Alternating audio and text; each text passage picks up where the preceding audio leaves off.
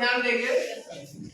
जैसा कि हम लोग प्रीवियस लेक्चर में क्या पढ़ चुके हैं, कार्य और ऊर्जा के विषय में, तो हम लोगों ने कल ऊर्जा संरक्षण का नियम पढ़ा था।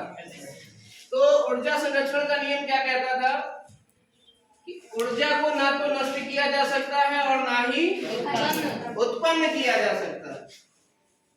ऊर्जा को ना तो उत्पन्न किया जा सकता है और ना ही नष्ट किया जा सकता है। केवल इसे एक रूप से दूसरे रूप में बदला जा सकता है।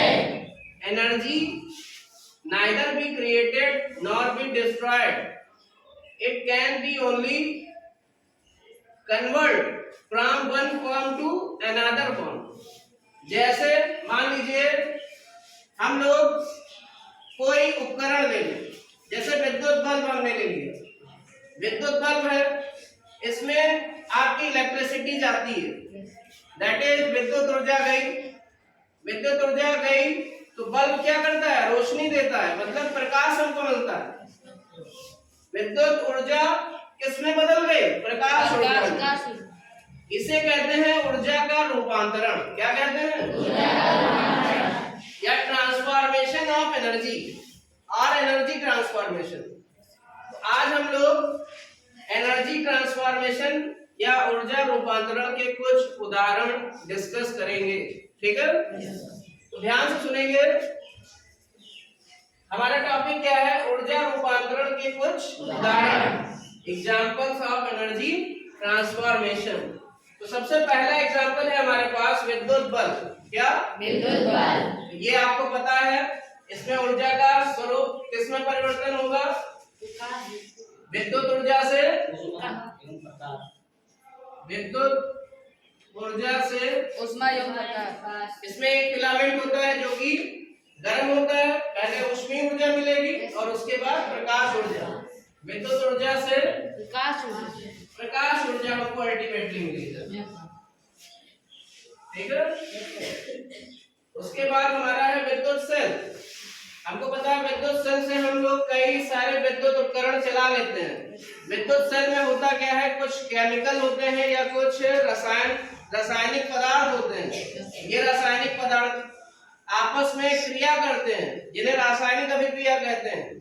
और रासायनिक अभिक्रिया के दौरान जो रासायनिक ऊर्जा है वो हमारी विद्युत ऊर्जा में बदल जाती है, जिसके कारण हम लोग विद्युत सेल द्वारा कई सारे विद्युत उपकरणों को संचालित कर सकते हैं। इसका मतलब विद्युत सेल में क्या होता है, रासायनिक ऊर्जा इसमें चेंज होगी,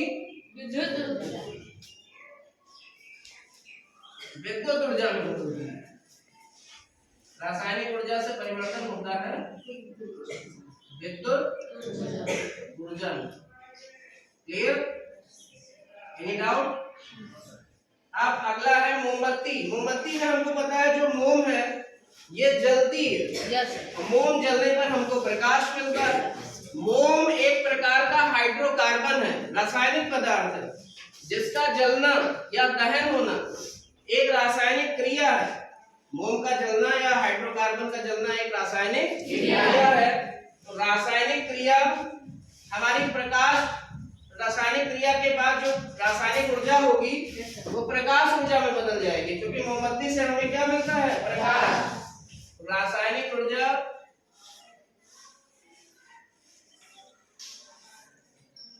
से कौन सी ऊर्जा मिलेगी, प्रकाश ऊर्जा। क्लियर। नेक्स्ट है हमारा प्रकाश विद्युत सेल। इसमें प्रकाश ऊर्जा सीधे सीधे विद्युत ऊर्जा में प्राप्त होती है या बदल जाती है। प्रकाश ऊर्जा इसमें बदल जाती है,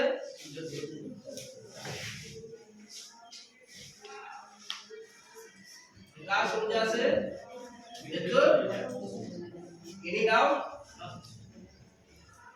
नेक्स्ट है हमारा लाउड स्पीकर। लाउड स्पीकर आपने देखा होगा, जब हमें तेज ध्वनि की जरूरत होती है या घर में कोई कार्यक्रम होता है तो हम लोग लाउड स्पीकर का प्रयोग करते हैं। लाउड स्पीकर में होता क्या है, हम लोग विद्युत प्रवाहित करते हैं और विद्युत प्रवाहित करने के बाद हमें लाउड स्पीकर से तेज ध्वनि प्राप्त होती है। इसका मतलब विद्युत ऊर्जा से ध्वनि ऊर्जा प्राप्त होती है। विद्युत ऊर्जा से एनी डाउट? विद्युत ऊर्जा से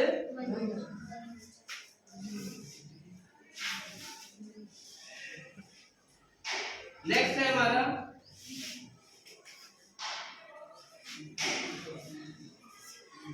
सितार एवं अन्य वाद्य यंत्र। जो सितार या कुछ और वाद्य यंत्र या बजाने वाले जो यंत्र हैं, इनमें क्या होता है, इनमें हमको कौन सी ऊर्जा मिलती है? ध्वनि ऊर्जा।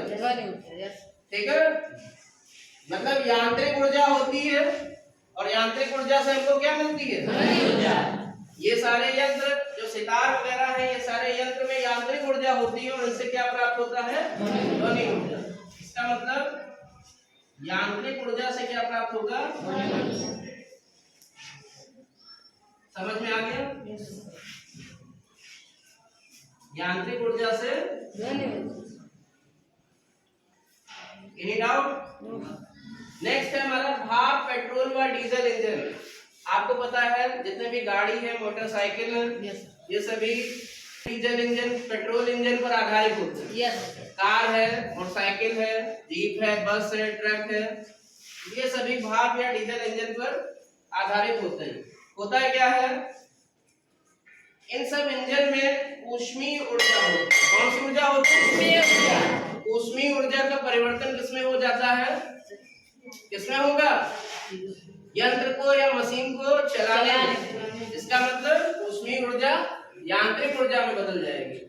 बात समझ में आई? या हमारी कार को चलाने में या मोटरसाइकिल को चलाने में, तो इन इंजन के द्वारा जो ऊष्मीय ऊर्जा है वो किसमें बदलेगी? यांत्रिक ऊर्जा। ऊष्मीय ऊर्जा से यांत्रिक ऊर्जा। क्लियर? और एक लास्ट है हमारा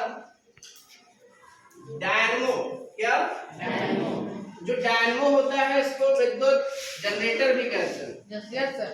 और इसमें यांत्रिक ऊर्जा होती है या गतिज ऊर्जा होती है। कौन सी? गतिज ऊर्जा। और गतिज ऊर्जा का उपयोग हम लोग किसमें करते हैं?